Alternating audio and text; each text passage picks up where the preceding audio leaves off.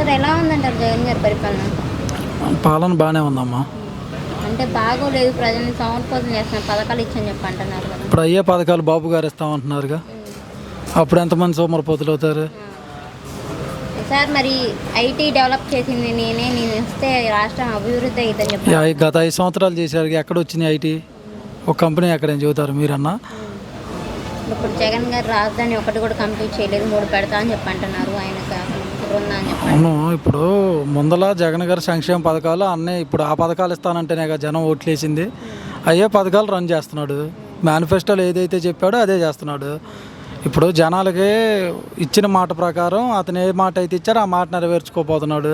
SC ST BC minority ఓసీలోని పేదలందరికీ అండగా నిలబడుతున్నాడు. ఇక అంతకన్నా ఇంకేం కావాలా?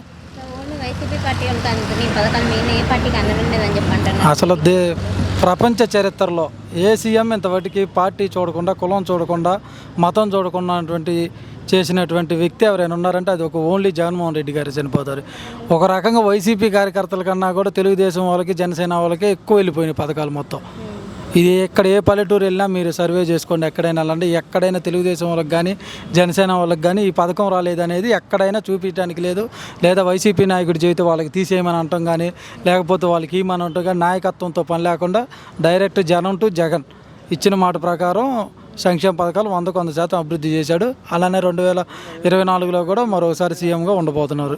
వాలంటీర్ని పెట్టి సంక్షేమ పథకాలు పెట్టి రాష్ట్రాన్ని అప్పుల పాలు చేశారని చెప్పండి. అంత ముందర కూడా అప్పులు ఉన్నాయిగా. ఇప్పుడేమో జగన్ గారు చేసింది జనంకి ఇచ్చాడు. అప్పులు చేసిన ఇప్పుడు జగన్ గారు అప్పులు చేసినా జనంకి ఇచ్చారుగా. 100% 2024 సీఎం జగన్మోహన్ రెడ్డి గారు పేదల పక్షపాతిగా ప్రమాణ స్వీకారం చేయబోతున్నారు. అంటే మరి ఇప్పుడు ప్రజల జగన్ గారి అహంకారానికి, ప్రజల ఆత్మగౌరవానికి మధ్య జరుగుతున్న యుద్ధం ఇది అని చెప్పేసి నారా లోకేష్ గారు అంటారండి. లోకేష్ గారు, చంద్రబాబు, పవన్ గారు ఎవరో ఒకరు ఏదో ఒకటి అనాలిగా. ప్రతిపక్షంలో ఉన్నప్పుడు ఏదో ఒకటి అనిపోతే వాళ్ళకి మైలేజ్ రాదు కదా. వాళ్ళు ఏదో వాళ్ళు ఇష్టం వచ్చినట్టు వాళ్ళు అవుతారు. జనం తీర్పిస్తారుగా. Wait and see. 2 months ఉంటే రిజల్ట్ మొత్తం వచ్చింది కదా. జనంకి ఆయన చేశాడు, మంచి చేయమన్నాడు, దమ్ముగా అడుగుతున్నాడు. మీ ఇంట్లో మంచి జరిగితేనే ఓటేయండి అంటున్నాడు. కానీ వాళ్ళలాగా ఎర్ర బుక్లో రాసుకున్నాం, ఆటిలో రాసుకున్నాం అని ఏం చెప్పట్లేదుగా. మా కులంతో లేదు, మతంతో లేదు, పార్టీతో పని లేదు. చెప్పిన కాడికి ఎవరైతే లబ్ధిదారులు ఉన్నారో వాళ్ళకి డైరెక్ట్గా అన్ని పథకాలు వాళ్ళకి అందుతున్నాయి. టీడీపీ జెండా ఎగరబోతుందని చెప్పి అంటారులే. ఇప్పుడు పులివెందులు కాకపోతే నేను కూడా అంట కుప్పంలో గెలుస్తా అని జరిగిద్దా? మన స్థాయి ఏంది, మన కథ ఏంది? అట్లానే పులివెందులకి ముందర వెళ్ళి నామినేషన్ వేయమనండి వాళ్ళని. మరి ఇప్పుడు జగన్ గారు నాకు భయపడి సిట్టింగ్ ఎమ్మెల్యే మారుస్తున్నారు అని చెప్పి అంటున్నారు చంద్రబాబు గారు. ఇప్పుడు మారుస్తారమ్మా, మారకుండా ఎట్టుంటారు? ఇప్పుడు లోకేష్ బాబు గారు పుట్టిందాడా పెరిగిందాడా? మంగళగిరిలో ఎందుకు పోటీ చేస్తున్నాడు? పవన్ కళ్యాణ్ గారు పుట్టిందాడా పెరిగిందారా? గాజువాకులు ఎందుకు పోటీ? ఎవరిష్టాన ప్రకారం వాళ్ళకి ఇష్టమైన చోట ఎవరికి వాళ్ళు సర్వే సంస్థలు బట్టి లేదా వాళ్ళ యొక్క ప్రజాభిమానం బట్టి అటు ఇటు షఫిల్ అవుతూ ఉంటారు. దాంట్లో తప్పే ఉంది. ఎవరిష్టం ఉన్న చోట వాళ్ళు పోటీ చేస్తారు.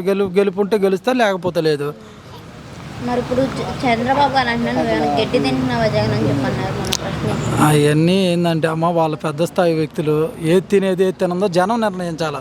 ఇప్పుడు చంద్రబాబు గారు అన్నా, పవన్ కళ్యాణ్ అన్నా, జగన్ అన్నా జనం నిర్ణయించాలిగా. జగన్ మా మీద నమ్మకంతో జనం 151 సీట్లు అప్పు చెప్పారు. రేపు పోయినా 175, 175 కొట్టబోతున్నాం. సీట్లు సింపతితో వచ్చినాయి జగన్ ఫోన్లే పాపం. సింపతిలో వస్తే 2014లోనే కావాలిగా సీఎంగా. 2019లో ఎందుకు అవుతాడు? సింపతి అయితే 2014లోనే వర్కౌట్ అవ్వాలి కదా. సింపతి కాదు, రాజశేఖర రెడ్డి గారి యొక్క అభిమానం ప్రజల్లో ఉంది. వాళ్ళ చిరస్థాయిగా చేసినటువంటి పనులు జనం మధ్యలో ఉండే కాబట్టి జగన్మోహన్ రెడ్డి గారికి ఒక అవకాశం ఇచ్చారు. దాన్ని అతను నిలబెట్టుకున్నారు. శాశ్వత సీఎంగా అతను బతుకున్నంతకాలం ఆంధ్ర రాష్ట్రానికి అతనే సీఎం. ఎన్ని సీట్లు వస్తాయి?